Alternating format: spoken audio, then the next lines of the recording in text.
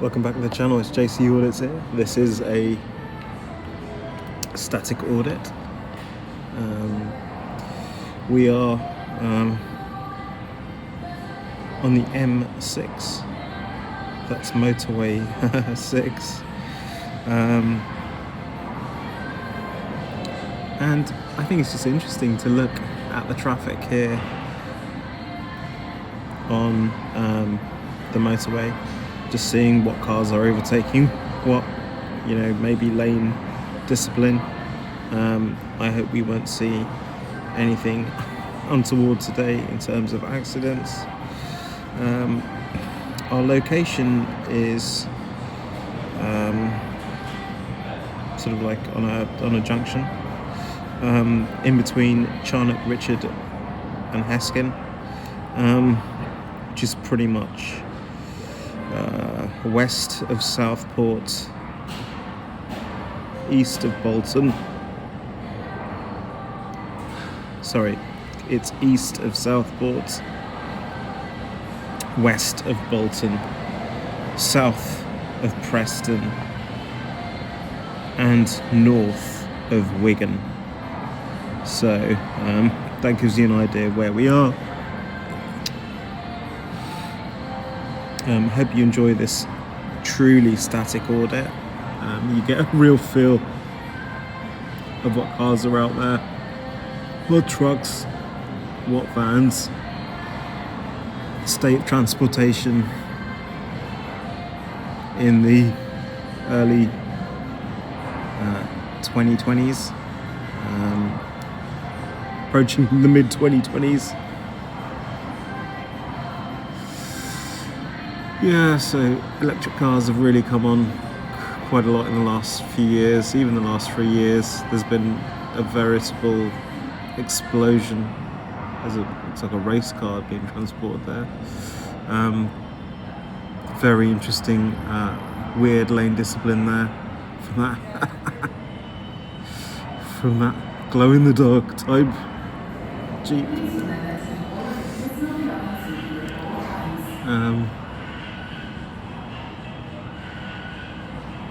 You got interesting set of cars.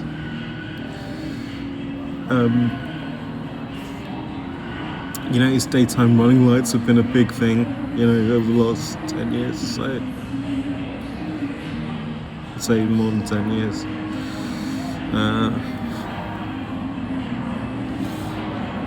Not all cars have them, but definitely quite a few do.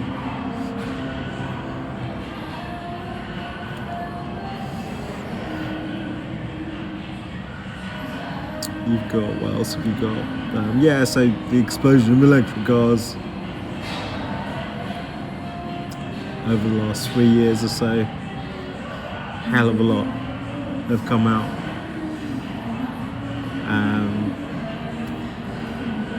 Are we going to see more hydrogen powered cars?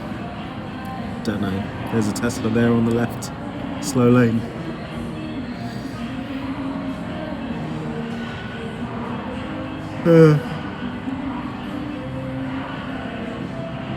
What else? Oh, there's a nice looking Toyota Supra there. I think it was the next gen Supra.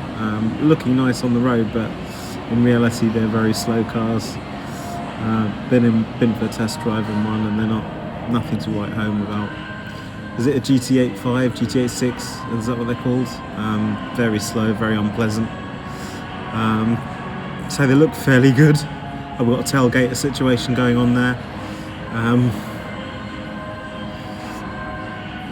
Just pushed the other car off the fast lane, which was quite interesting. Again, if that, it's not the sort of thing you want to see. You want to think the cars don't hog the fast lane, or even the middle lane, One lane that you're allowed to hog, I think, is the slow lane. That's pretty much fair game. But yeah, you shouldn't be hogging the middle lane or the fast lane. no matter what speed you're sitting at, you really shouldn't kind of. Well, it is slightly speed dependent, but generally speaking, you shouldn't be hogging lanes if you're not overtaking. You need to be in the lane on the left in the UK. That's the way it works. Very different in France. In France and on the continent, generally speaking, let's talk about the French. You know, you're driving on the motorways.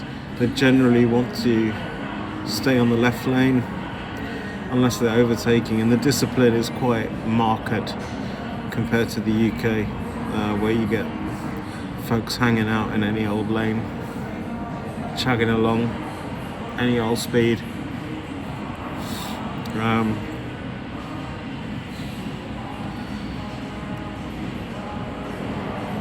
Yeah, so I mean, even this sort of pattern of traffic you would not see in France. There'd be, generally speaking, they'd always be on the left.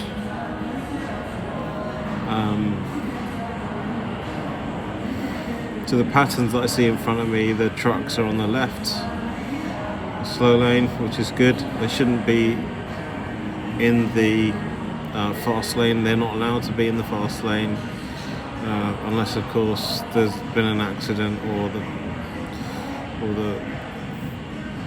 there's been closure of lanes, of the other lanes. You know, that's different, but you should not be seeing wagons chugging along in the fast lane. So what else do we have? There we got some Volvos sitting in the middle lane there.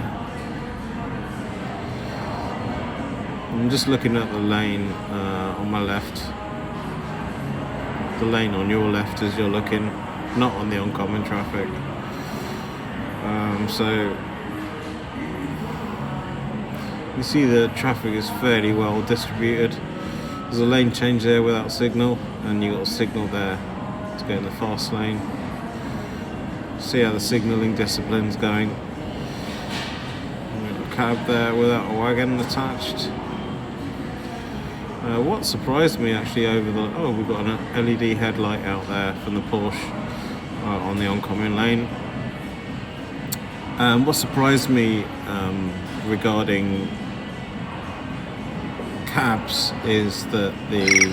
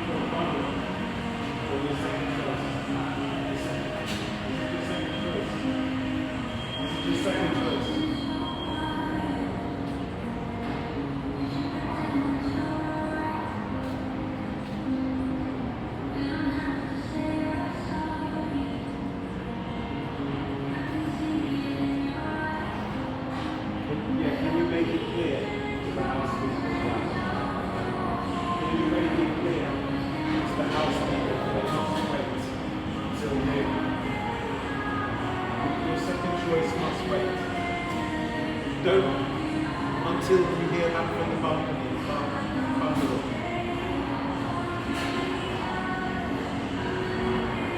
Okay, and they're willing to wait 2 hours, yeah?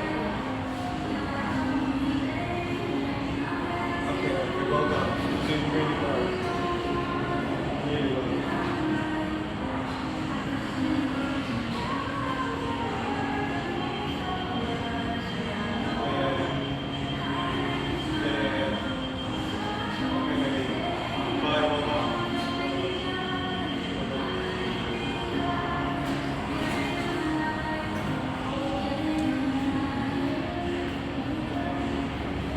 So sorry about that, I just got called away.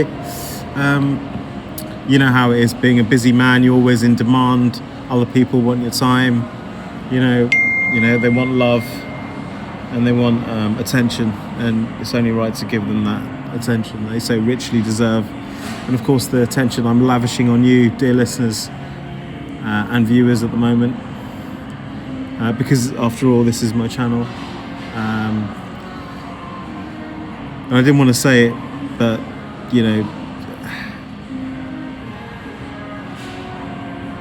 welcome back to Jesus Christ,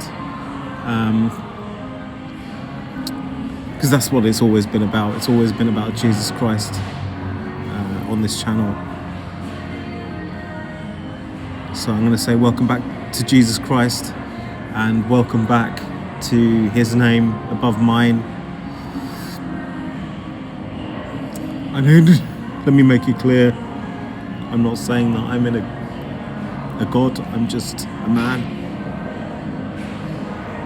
a person, if you like, if you want to call it that, an individual even, to go as far as saying that. I'm not saying I'm enlightened by any way, stretch or form.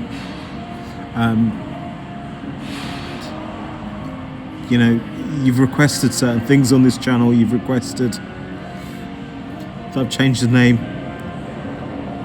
to Jesus Christ, and you requested that I change it back to Jesus Christ, and I'm not one then to fly in the face of that.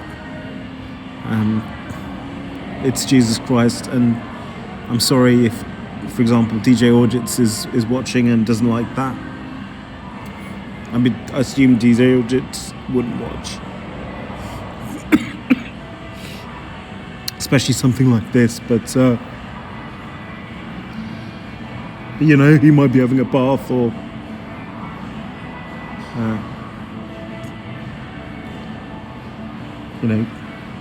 needing to spend some time doing something. Maybe he's having a dump. You thought I was going to say that.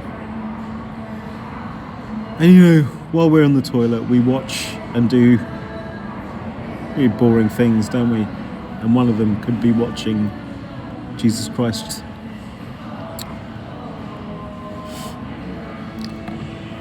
And then, just looking for just some kind of distraction and sort of engagement to actually detract from the fact that feces is passing through your anus, or is about to do that. So sometimes we do that because we don't want to focus on unpleasant things all the time, or even pleasant things. It might be a pleasant thing for you, and can understand that sensation of passing feces is actually quite pleasant, because it's a release, isn't it, of unwanted material, and I suppose it's a highly sensitive area full of nerve endings, and it's almost a sexual area. It can stimulate as well. An erogenous zone is what I'm trying to say. So if poo is passing through it, it can be quite a pleasant feeling, in a way. And you can imagine homosexual men enjoying gay sex with a penis penetrating the anus. That this is probably quite pleasant. Going on to prostate massage is way beyond my knowledge, but there's some kind of stimulation there, in that erogenous zone, sort of nerve endings, and can lead a man to climax. And I dare say women as well get a huge amount of pleasure from a penis up their backside as well, and also maybe even a dildo. So it's not to be underrated, not to be denied, and this is not age dependent. Like I said in a previous post, an 80-year-old woman that I know, 80-year-old plus, requested a vibrator. And why shouldn't she, as a woman, request a vibrator? Have the curiosity and the open-mindedness to want to try to stimulate God-given parts. And let's face it, Jesus said in the Bible, something like, and unto those parts that we bestow the least amount of honor, I bestow the greatest amount of honor. So what he's talking about is in fact the vagina. He's talking about the anus and the penis and the scrotum that may be seen as somehow unclean or dirty. And he elevates this and turns it around, because Jesus is in fact a turnaround man. He is a game-changing man. He's a changer of the system. When Herod murdered his cousin John the Baptist, Jesus knew something must be done. He wanted to change the game. That is why he did what he did. That's why he went to the temple, over the tables where people were changing money, to give, albeit to give offerings to the god, because they couldn't have, the head of Caesar or on the coins. They couldn't have heads of Greek, Roman gods on the coins. The coins needed to be clean. So there you go. So it's really important to know that Jesus is and always will be, so long as they're humans, a game-changing man. A man that wanted to change society, that elevated the poor. And he said, a rich man is as likely to go to heaven as a camel is likely to pass through the eye of a needle. So what he says by that is not in the sense that there's no rich man going to heaven. That's not quite what he means, even though it's there in black and white. What it's talking more about is that it's not by works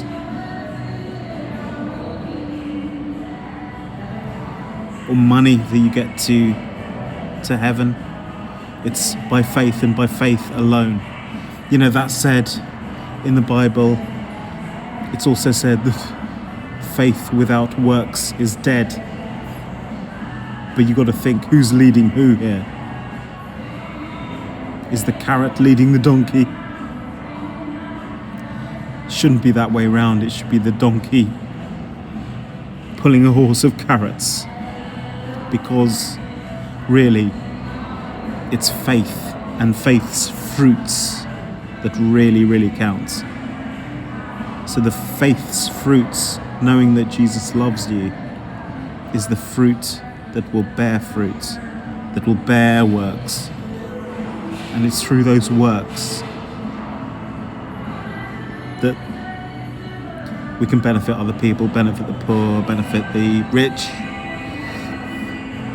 It's how people like Ollie Bob, because he knows so much that Jesus loved him, he can work through that and help other people. And it's the same as the lovely Adam McCarthy of Warrington. It's because he knows that Jesus loves him so much that he's able to give to others in such a selfless way. These are real people, with God-filled people with Jesus in their hearts.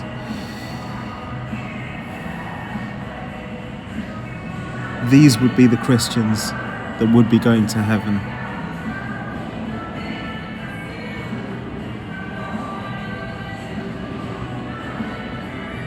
If the Bible had any truth in it. That's why it's dangerous maybe to look at the Bible in a purely literal sense. If you look at the Revelation, for example, there are tons of things you think, oh, this is too fantastical, it's like a sci-fi movie. But really, if you try and look at the deeper meanings and let it flow over you like a river without trying to pin it down, who can pin down a thought? Gedanken, wer kann sie erfassen? As a German poet once said, thoughts, who can touch them, grasp them? So I suppose what I'm trying to say is about that one man, Jesus Christ. Whether you believe in God or not, whether you think that the word in the Bible is true, Jesus Christ as a person was undoubtedly somebody that wanted to change the status quo. He was pissed off what that Roman king did, severely pissed off, and he wanted to change the world, and by golly, he changed the world. JC out.